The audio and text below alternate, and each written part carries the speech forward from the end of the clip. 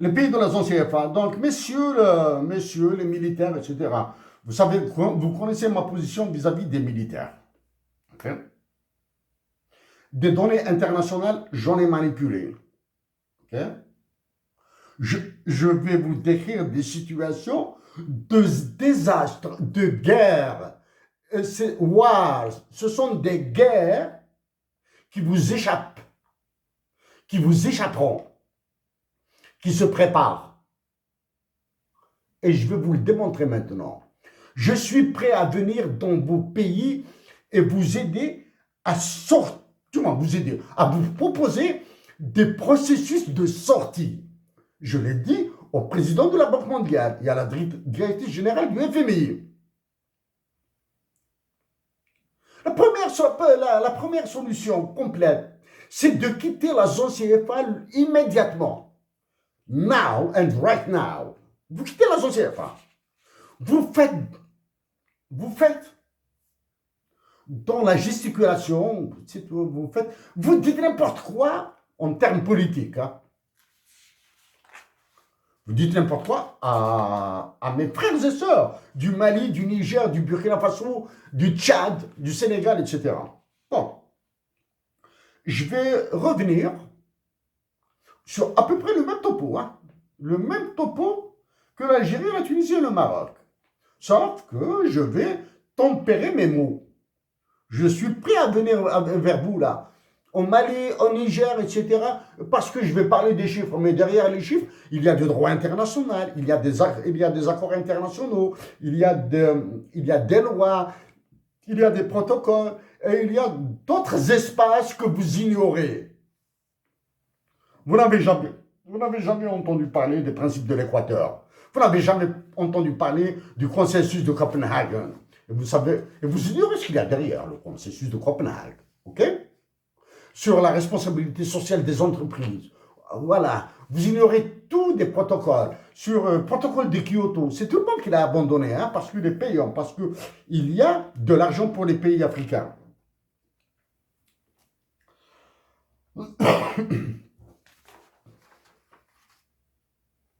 Bon. Donc, voici les chiffres internationaux de vos pays. Hein. Il y a ça. Les graphiques font peur.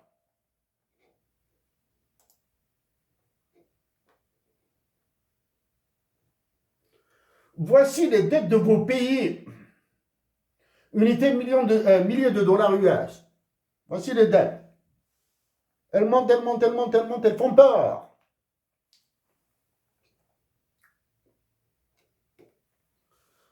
En combinant la monnaie utilisée, le franc CFA, ça je parle des dettes internationales, de vos pays, les sujets qui habitent, mes frères du Sénégal, mes soeurs du Sénégal, du Mali, du Niger, etc., ignorent ça.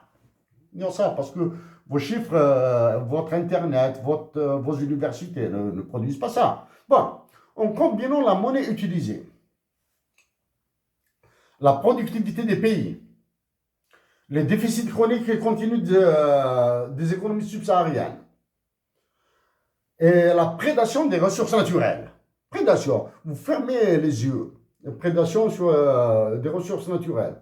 Le tout chapeauté par des politiques insensées ordonnées par la Banque mondiale et le FMI. Vos nations risquent de disparaître. C'est la disparition de vos nations, je vais vous le montrer dans la démographie. Si j'ai fait ce travail, moi, derrière moi, il y avait, en 2013, il y avait une Algérienne, une femme algérienne. Je jure que je ne l'ai jamais vue. Mais c'est une reine, c'est une princesse, c'est un ange. C'est elle qui m'a mis dans cet enfer. Les voici vos dettes maintenant. Maintenant, quand on voit le Sénégal qui pointe avec 39,9 milliards de dollars de dette, 40 milliards. Quand on voit la Côte d'Ivoire qui pointe avec 36,5 milliards de dollars.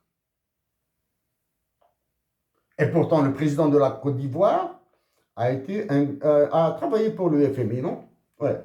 Mais le Sénégal, 39,9 milliards de dollars. Donc, ce que dit le Premier ministre du Sénégal, D'abord le Premier ministre du Sénégal, et ensuite le président du Sénégal. C'est du pipeau. Donc ces chiffres de la dette, 39,9 milliards de dollars et 36,5 milliards de dollars, confirment le jeu, le chantage, les menaces que fait peser Emmanuel Macron sur les dirigeants de ceux des États. C'est pour cette raison que le Sénégal est en train de manœuvrer avec l'Algérie pour casser le Mali, le Niger et le Burkina Faso. Donc ils vont à ces deux pays, comme je l'ai dit il y a longtemps, là, hein, sans voir ces chiffres. Mais c'était prévisible, mais c'était le volume qui m'échappait. Donc la Côte d'Ivoire et le Cameroun vont se joindre au Sénégal et à l'Algérie pour casser le Mali, le Burkina et le Niger,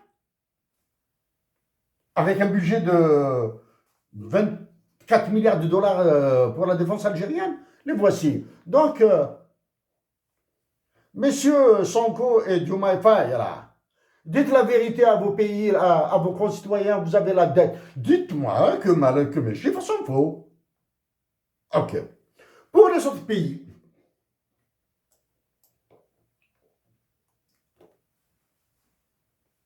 les autres pays, pour le cas particulier du Niger, du Mali et du Burkina Faso par affection pour Thomas Sankara. Je dois être honnête. J'ai beaucoup d'affection pour les Burkinabés grâce à Thomas Sankara. Et pourtant, nous sommes de deux bords politiques radicalement opposés. Okay. Pour les Maliens, les Nigériens et les Burkinabés,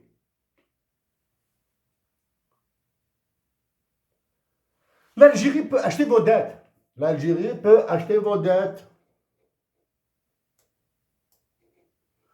Le Mali, le Nigeria, vous avez combien? 6 milliards, 5 milliards et le Burkina Faso, vous avez 3 milliards. 14 milliards de dollars, on va dire 16 milliards de dollars, en ajoutant les millions de dollars là. L'Algérie peut acheter vos dettes. Elle les achète. Dans les conditions que j'ai posées il y a 2 ans. Dans les conditions. C'est de l'argent, hein. L'Algérie a besoin de ces milliards de dollars. Mais elle peut vous acheter les dettes. Elle peut vous acheter ces dettes à condition, bien sûr, que vous iriez sur la création d'une nouvelle monnaie, les banques centrales, et illico presto, rapidement. Voilà. Pour vos dettes, les dettes, elles sont là. Les dettes sont là. Vous avez plusieurs voies, plusieurs solutions pour régler votre endettement là. Il faut cesser de raconter des salades à vos peuples. Parce que les autres chiffres que je montrerai, ils sont horribles. Bon. Vous avez, première solution, refuser de payer cette dette.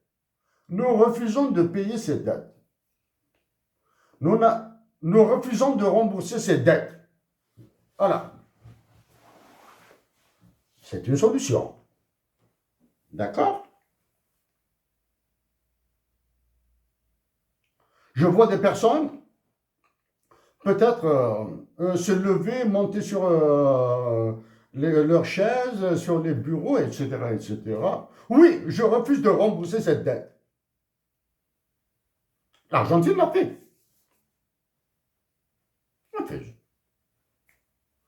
Il y a un coût. Eh oui, il y a un coût. Ça, les coûts, je préfère m'abstenir d'en parler maintenant. Mais je suis prêt à aller dans le détail des coûts-bénéfices, là. Hein. Et ça, c'est dur.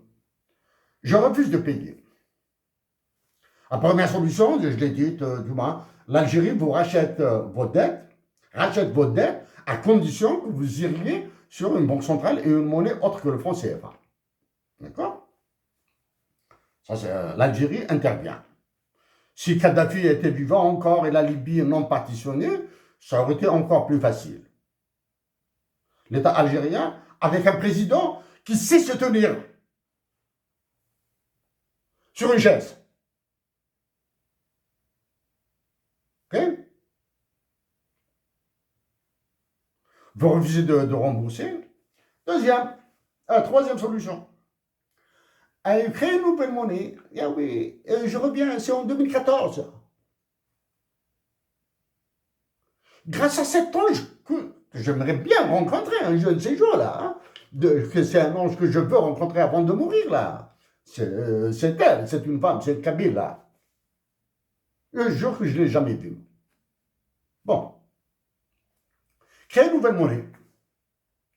Par exemple, le cas du Mali, la monnaie doit s'appeler le Modibo. Modibo Keita, le Modibo. En Algérie, on change de monnaie pour changer du dinar, là, de machin là. L'appeler le Hussein pour être le Abban. Le Abban, comme ça. La monnaie aura de la valeur sentimentale. Parce que quand une monnaie n'a pas de valeur sentimentale, il ne sert absolument à rien. Le Mali va s'appeler le Modibo. Le Burkina va s'appeler, la monnaie du Burkina va s'appeler le Sankara. Le Sankara. Chaque unité monétaire du Mali et du Burkina va valoir 1000 dollars US. D'accord? 1000 dollars US. Ça veut dire que vous divisez votre dette par 1000. OK? Avec votre monnaie. Si chaque unité monétaire du Modibo ou bien du Sankara, allez, 1 million de dollars US, 1 million de dollars US. Ça vous dérange? En théorie, non. Vous allez diviser par 1 million votre dette, là. De 6 milliards, ce sera 6 000 dollars. 6 000 dollars, 7 000 dollars, etc. Qu'un résident du Mali, du Burkina, aux États-Unis ou au Canada pourra payer. Il pourra payer. Je vous paye toute la dette de mon pays. 6 000 dollars, 7 000 dollars, OK? Qu'est-ce qui reste? Certains pays ont eu des problèmes avec Barrick Gold, c'est l'or, etc. L'Algérie a des problèmes avec Tiamina, en Ouadamizor, en Kabylie. Créer un marché des ressources naturelles dans cette zone qu'Emmanuel Macron veut transformer en Kosovo. Ah ouais. Tenzanvatin, la région du Hogar. D'accord? Un marché international des ressources naturelles. Le pétrole algérien, le gaz algérien, l'uranium nigérien, malien, l'or malien, etc. Les terres rares, la bauxite, le coltan, tout ça. Il va se prendre sur un territoire. OK? Bien défini. Un marché international, souveraineté partagée, entre l'Algérie, le Mali et le Niger. Certains vont se dire, quand même, ils rêvent ou ils cauchemardent. Ils parlent de création d'un marché mondial, d'un marché international des ressources naturelles dans le sud de l'Algérie, au nord du Mali et au nord du Niger. Je leur dis que les États-Unis d'Amérique ont commencé par fabriquer une monnaie sur la base du tabac en Virginie. Que l'un des motifs de la guerre d'indépendance des États-Unis d'Amérique a été la taxe sur le thé, le tea tax. Les révolutionnaires africains ont libéré l'Afrique, et en particulier les révolutionnaires algériens et la nation algérienne. Vous avez peur? Je passe.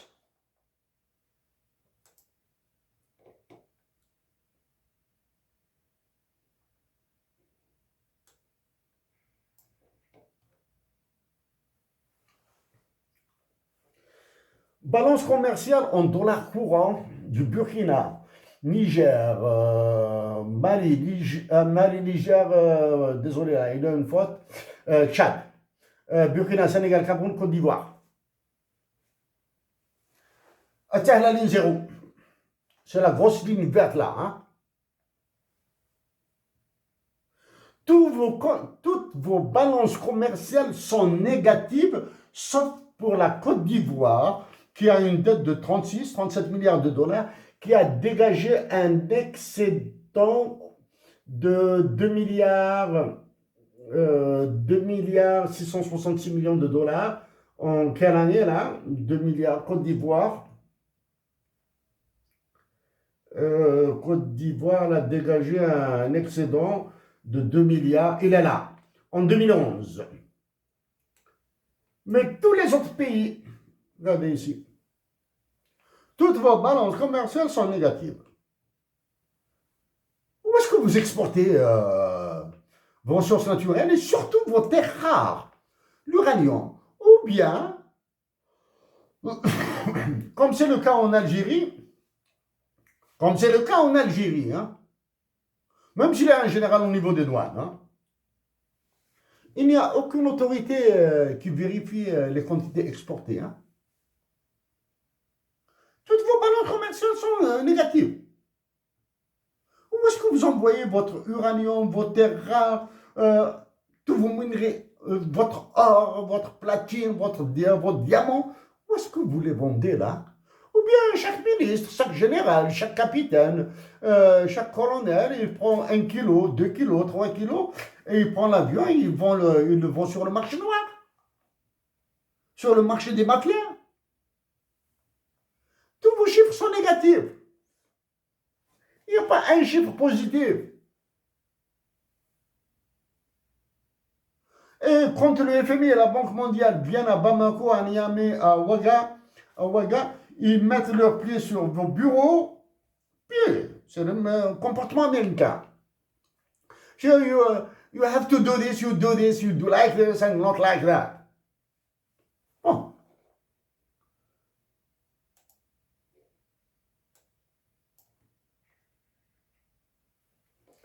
Les dépenses militaires. C'est l'unique dépense qui est positive dans tous les pays. Pas dire.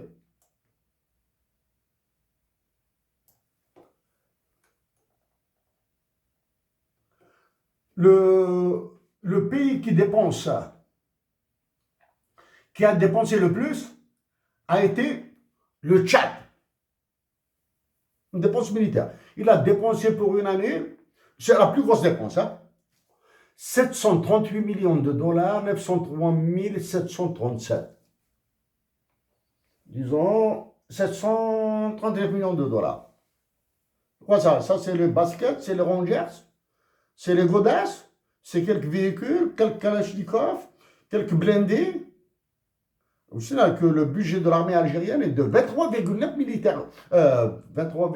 milliards de dollars pour l'année 2025. Vous avez dépensé ça et vous voulez combattre le terrorisme avec ça? C'est pour cette raison que le terrorisme existe. Vous voulez qu'il existe.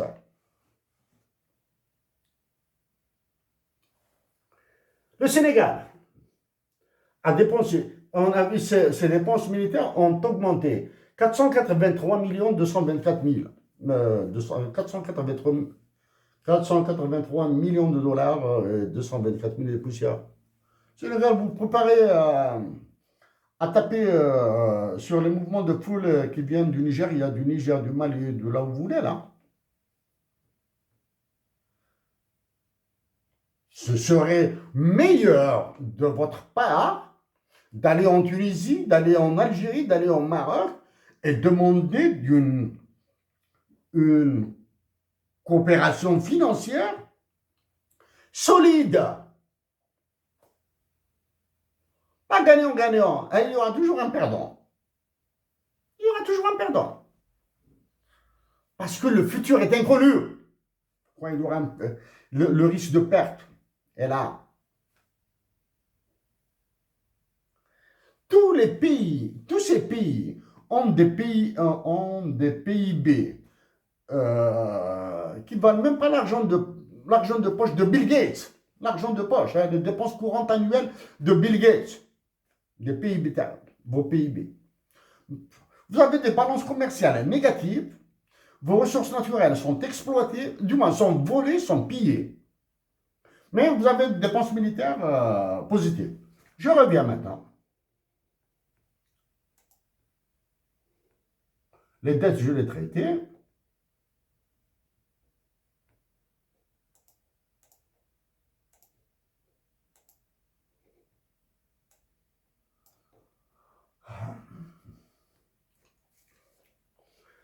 L'aide publique au développement disponible jusqu'à 2022. Le pays qui a reçu le Sénégal a reçu en 2022 1,521 milliard de dollars, 969 millions, etc., etc. Le Mali, le premier pays, ouais, le Mali 1,2 milliard et le pays en bas là, 2,1 milliard, c'est le NIR, c'est le Niger, c'est 2,1. Mais les balances commerciales négatives, vous recevez de l'aide publique au développement, vous cédez au FMI et vous tapez sur les peuples. Et vous dites que nous allons lutter contre le terrorisme. Alors que le plus grand terrorisme, ce sont les politiques d'Emmanuel Macron dans vos pays. Ça, c'est la première. Le plus grand terrorisme, c'est votre monnaie. Le plus grand terrorisme, c'est ce que font la BCAO, l'UMOA, etc., etc. Qui se fait chez vous. Soyez souverains. Mais ça a un prix. C'est pour cette raison que j'ai dit, que je le répète, c'est la nation algérienne qui vous sauvera. Je reviens à d'autres chiffres. Là,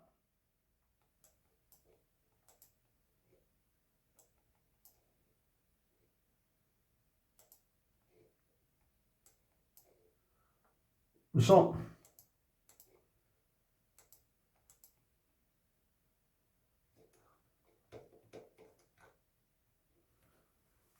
tous les chiffres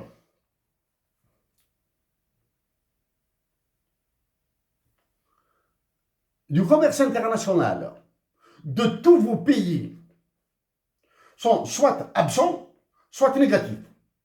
OK. Mais le FMI et la Banque mondiale arrivent à vous calculer des taux d'inflation et des déflateurs du PIB. Incroyable. J'espère pouvoir retrouver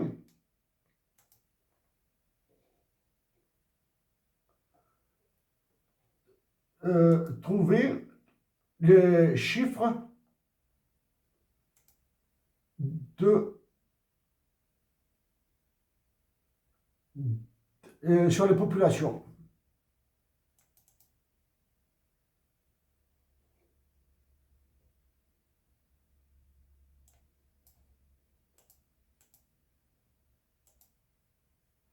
Voilà, c'est le risque.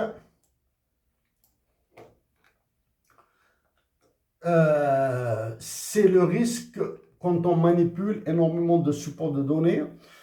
Les statistiques sur les populations et la démographie surtout l'espérance de vie à la naissance. Hein. L'espérance de vie à la naissance, je vais essayer comme ça de bricoler rapidement un chiffre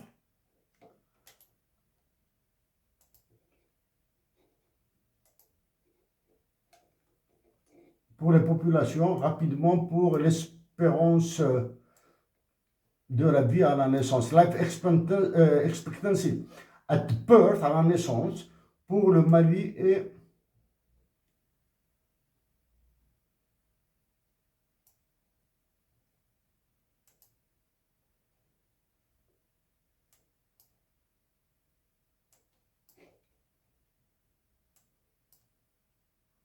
je prends un chiffre le plus haut là, celui-là, j'ajoute l'étiquette de données.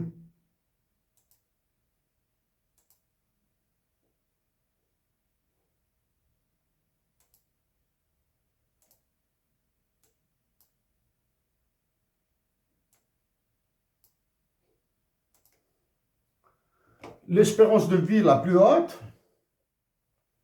est celle du Sénégal à 67,9 années à la naissance. La plus basse,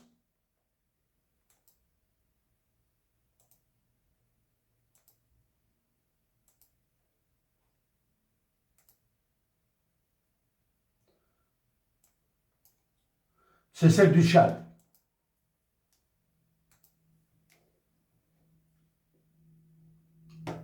Ça, c'est de 2023, de 2000 à 2023.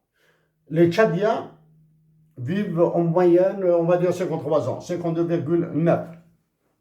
Rapidement comme ça, là. Hein. Ça, c'est l'espérance de vie à la naissance. Ça veut dire que la structure des âges dans tous vos pays, là, hein, ressemble à tout, sauf à des pyramides des âges telles qu'universitairement admis, hein, telles qu'académiquement admis. Hein. Un âge, la pyramide des âges la structure des âges doit être sous forme pyramidale, c'est-à-dire très large à la base, et elle se réduit. Hein. Elle se réduit comme ça, là. Ben, c'est-à-dire, ça, c'est une pyramide normale. Hein. Les enfants croissent, ils deviennent des adolescents, les adolescents deviennent des jeunes deviennent des hommes et des femmes, les femmes des jeunes, ils commencent à se marier, ils reproduisent, ensuite ils vieillissent, etc. Qu'est-ce que ça veut dire ça? Vos structures des selles, ce sont des bidons troués, hein? C'est des bidons complètement déformés. C'est comme des urnes, c'est comme des jarres, etc. Avec une espérance de vie à la naissance de 53 ans pour un Tchadien, croyez-vous que vous allez sortir du sous-développement? 53 ans. C'est-à-dire une personne, un Tchadien qui naît, il naît déjà malade, il souffre, il continue à vivre 53 ans dans la souffrance, sauf s'il est né avec une cuillère en or dans la bouche. C'est-à-dire, il est né avec une cuillère en or dans la bouche. Voilà. Sinon, il va traîner 53 ans, etc.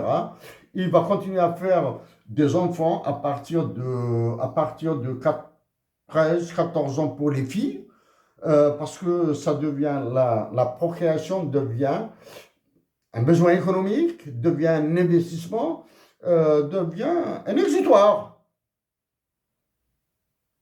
Un exutoire. Les hommes des familles qui veulent se débarrasser de leurs filles, etc.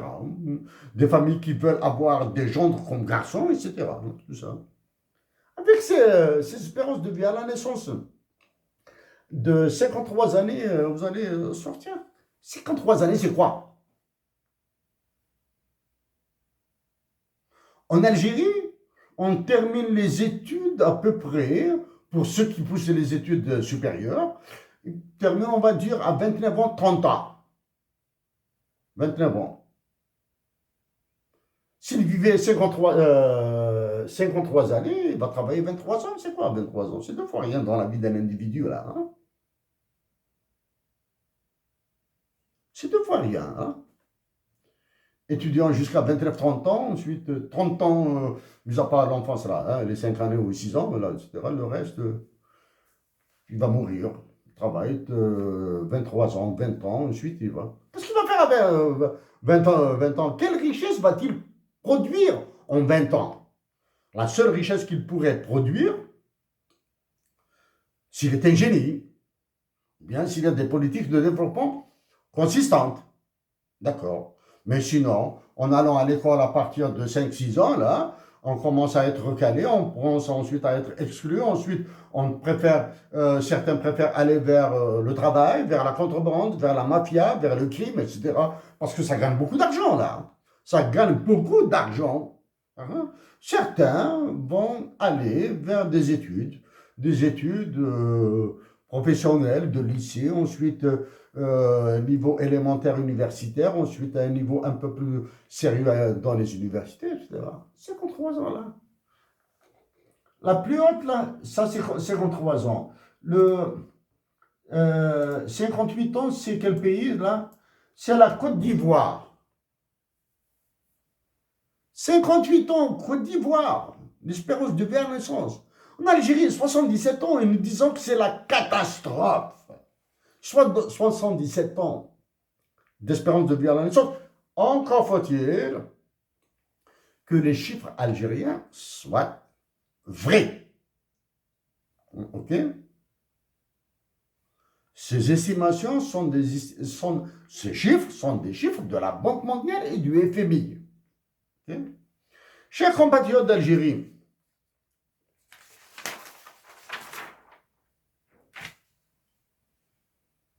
chers compatriotes des pays africains,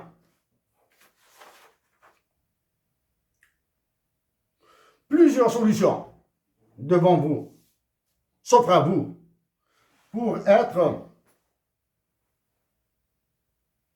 pour sortir de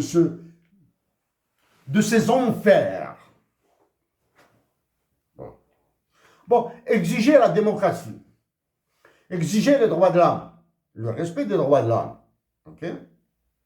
Nous, en Algérie, nous souffrons.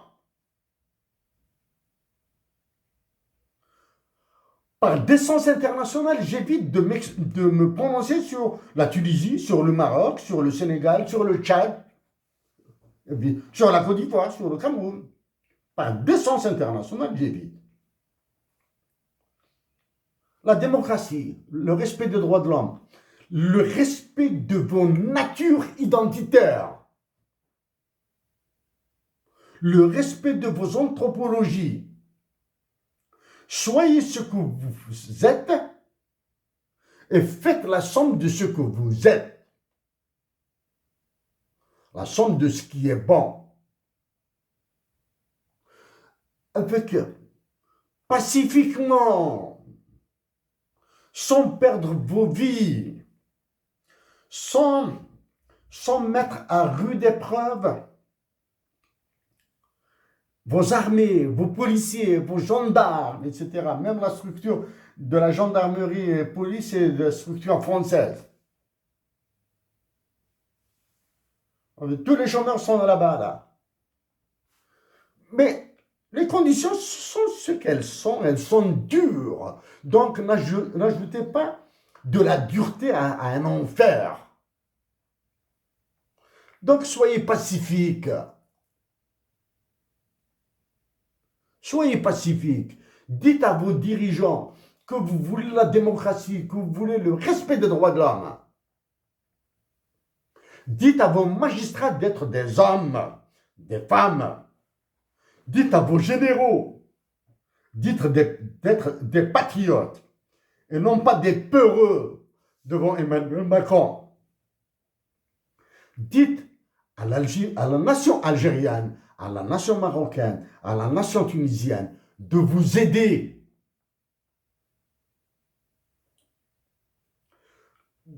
Dommage, les chiffres traités, ils sont traités dans d'autres séries de tableaux.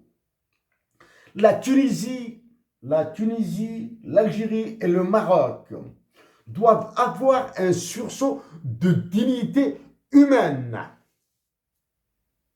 Que cette dignité humaine soit puisée de la religion musulmane, qu'elle soit puisée de la religion chrétienne, de la religion juive, qu'elle soit puisée des considérations humanistes. Elle est la bienvenue. La Tunisie, l'Algérie et le Maroc doivent dès à présent commencer à vous former. Vos infirmiers, vos personnels paramédicaux, des femmes qui accompagneront d'autres femmes dans les accouchements. Des personnels. Chaque pays, Tunisie, Algérie, Maroc, doivent former 1000 par année pour chaque pays. Avec des paiements différés. S'ils le font gratuitement, tant mieux. Moi, si je suis élu président de la République en Algérie, je le ferai. Parce qu'en vous aidant, j'aiderai la nation algérienne. fermé. Des personnels qui vaccineront, des personnels qui vont